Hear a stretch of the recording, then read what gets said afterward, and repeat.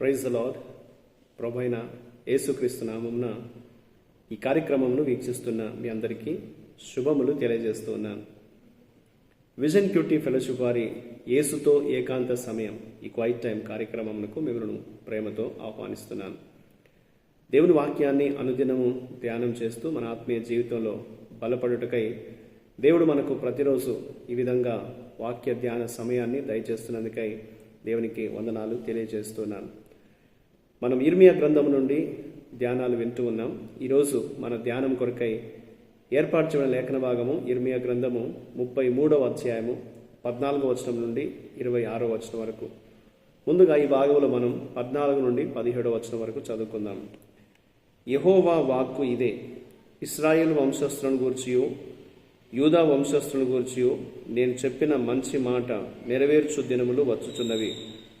ఆ దినములలో ఆ కాలమందే నేను దావీదునకు నీతి చిగురును మొలిపించదును.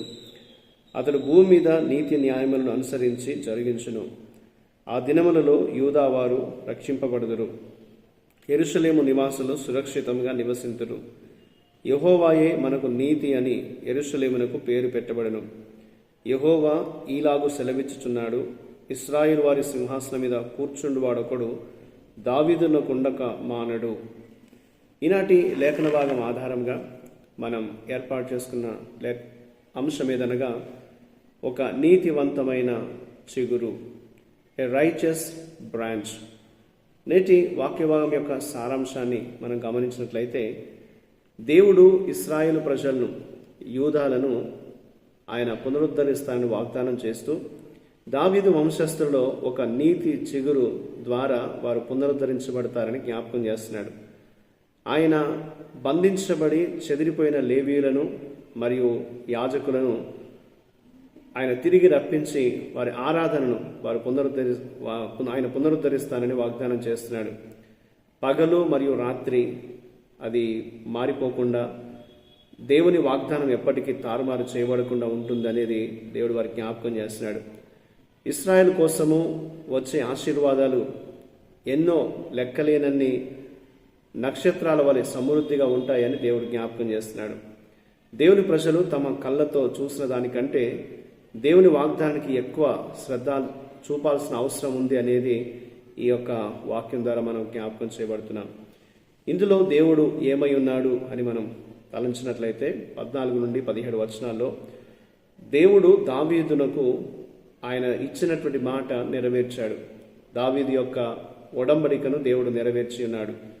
యూదా మరియు ఇశ్రాయేలు రాజులు దావీదు యొక్క మార్గాన్ని అనుసరించలేదు, చెడు చేసినటువంటి వారుగా ఉన్నారు.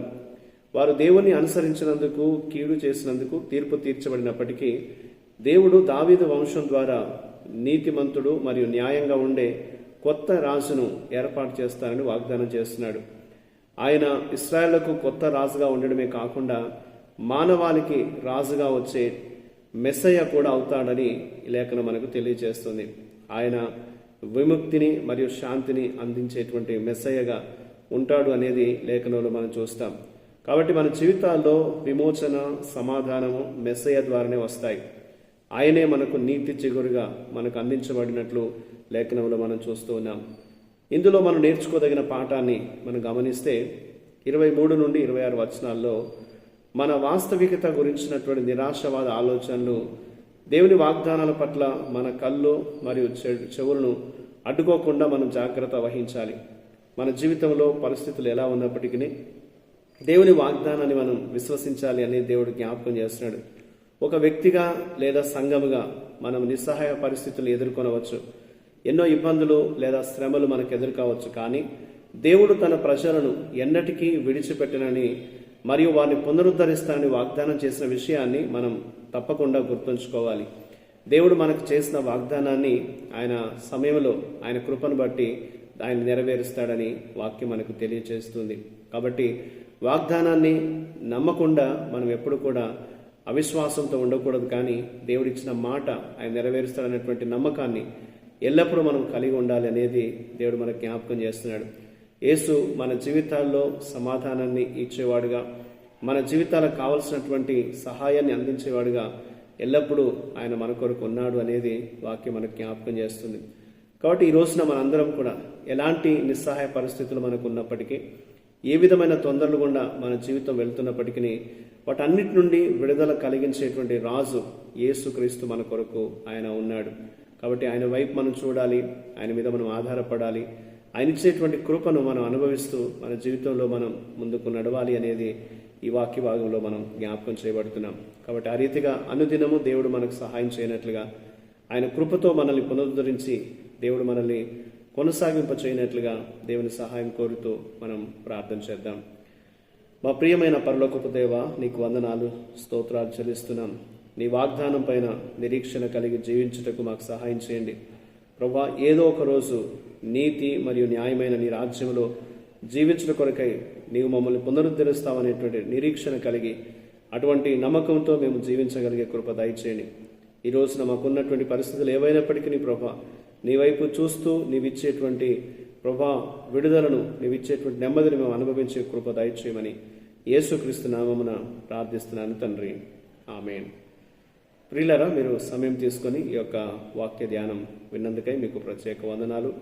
ప్రతిరోజు మీకు అందించబడుతున్న ఈ అనుదిన ధ్యానాలు మీకు మేలుకరంగా ఉన్నట్లయితే మీ యొక్క అనుభవాల్ని మాతో పంచుకోవాలని కోరుతూ ఉంటున్నాను. ప్రభు కృప మనందరికీ ఎల్లప్పుడూ తోడయుండి కాపాడునుగాక. ఆమేన్.